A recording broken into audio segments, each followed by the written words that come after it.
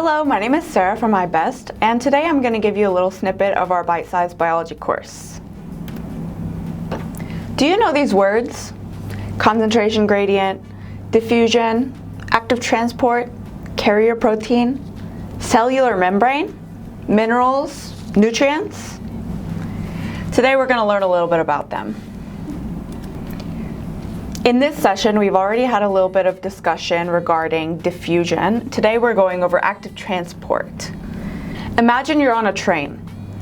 Whenever you have as much time as you need and you're trying to get onto the train and you notice that it's completely crowded, you might wait for the next train to come, where there's less people on it than before. That's the same concept that you use in diffusion.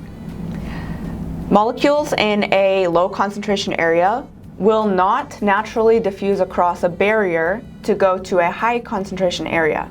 It will naturally want to go to the concentration that has less molecules. It's the same with humans, it's the same with biology.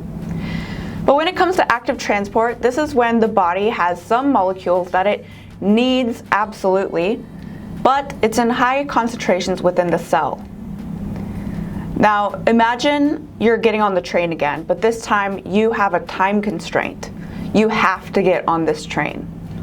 What's the difference between getting on the first train and getting on this one? Well, this time, if you want to get on this train, you need to use force. It's the same with active transport. You need to use an energy source in order to enter the cell or to bring one molecule across a barrier.